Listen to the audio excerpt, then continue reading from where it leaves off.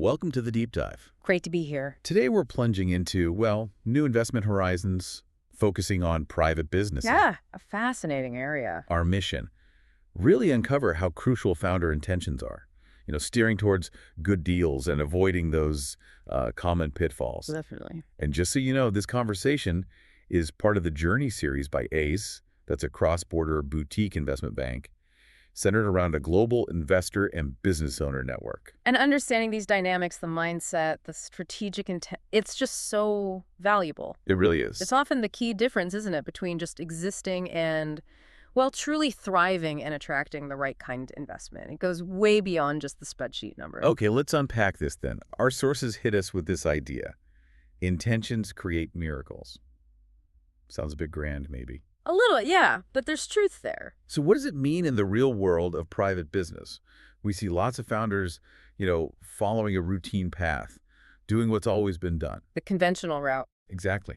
But then there are these few who carry solid intentions. Yeah. Real clarity. Yeah, not just vague hopes. Right. And these intentions push them onto a new investment path, maybe driven by ambition for much higher value, or sometimes seeing these imminent threats coming down the line. And what's fascinating is how these intentions, they're not just thoughts. Right. No. The insights show they literally spark investment deals and, whoa, a whole lot of emotions along the way. Right. From a deal maker's view, you see it constantly. Founders with that clear intent, they just achieve more. Why is that, do you think? Well, that intention, it acts like an internal compass. It drives them forward through all the complexity, right to the finish line.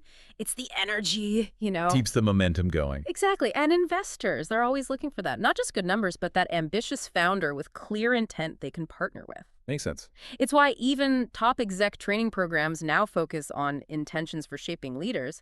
It's that SMART. Okay, so intentions are powerful. But here's the paradox we see. Some founders, they seem to have intentions, but they find themselves sort of stuck in second gear. Right. Routine performance quarter after quarter. Exactly. Yeah. So for you listening, what does being stuck like that really mean for a business? What are the deeper risks? Well, connecting that to the bigger picture, being stuck in second gear makes a business really vulnerable. How so? In market upswings, they lose out. Big time. Their agile competitors are grabbing opportunities, gaining share, while they're just ticking along, missing huge upside. And in downswings. That's when vulnerability can turn into, well, value destruction. Their business models are often fragile, maybe over-reliant on one thing, not flexible enough. I see. So they can't weather the storm as well. Ambitious investors, they see this. They want agility. Models that adapt, grow faster in good times, and show resilience in bad times.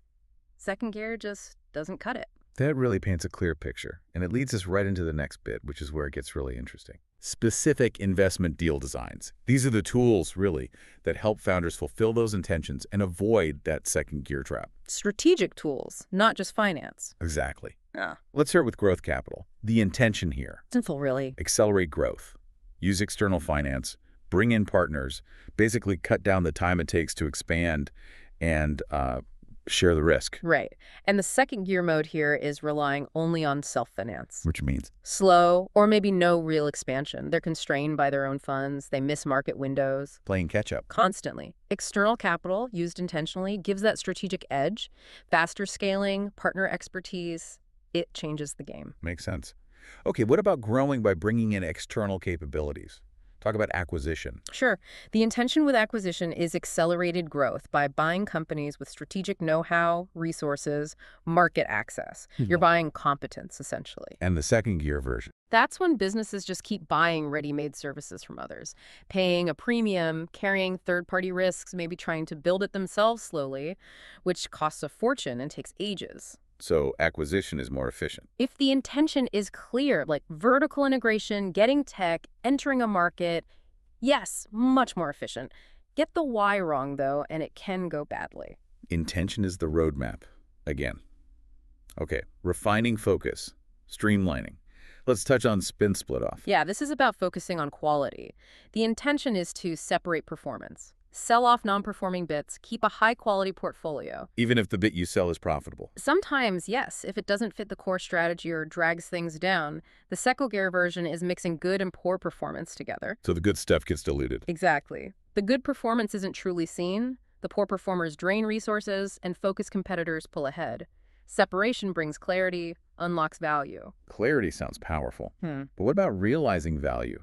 Moving on. Exit. Yes, exit as a strategy, not just a reaction. The intention is proactive liquidity release. Selling shares, minority, majority, full investments with limited growth left. To reinvest elsewhere. Precisely. Reinvest in faster growing opportunities, new or existing. The key is planning it, timing it right, favorable conditions. And the second gear mode. Sticking with a non-growing company forever. Freezing liquidity, holding stagnant shares, while competition, often investor-backed, grows stronger. Opportunity cost is huge. You really see that cost. Yeah. Okay, last one. Joining forces. Merge. What's the intention? Building strength together. Joining with industry players for synergies, capturing upside neither could alone, and reducing threats. Creating something bigger than the parts. And the second gear. Facing everything solo. Increased risk concentration, relying only on your own resources against tough competition. Going it alone is risky. Can be very risky. Mergers with clear, aligned intentions can be game changers. Resilience, reach, innovation. Get the intention wrong, though. Disaster. That's a really clear breakdown of how intention shapes these deals. So, pulling this all together, what does it mean for success? We found something surprising. Oh. Yeah, successful investors and founders, they don't necessarily do loads of deals in the same company. Right. That challenges the more is better idea, doesn't it? It does. Our analysis shows too many deals, too inconsistently, can lead to overburn, deal fatigue. Drains resources. Completely. Drains focus, time, often with less and less return. Yeah. The insight is success often hinges on that one really good investment deal. Once in a lifetime. Or maybe. Or maybe once every 5 years, say. It's about quality, strategic timing, impact, not just quantity. Patience and precision over activity. Exhale. Wow, what a deep dive. So for you listening, you can see the huge impact of clear intentions. Well, it changes everything. You understand these deal designs better now, how they fit different strategic goals, and that surprising wisdom, one great deal can outweigh many mediocre ones. It really can. So the question for you is, how might understanding your own intentions and the power of one well-designed deal shift your approach to growth? A powerful thought to leave things on. Maybe it's about clarity, patience, then decisive action. Thank you for joining us on this deep dive. Thanks for having me. Until next time.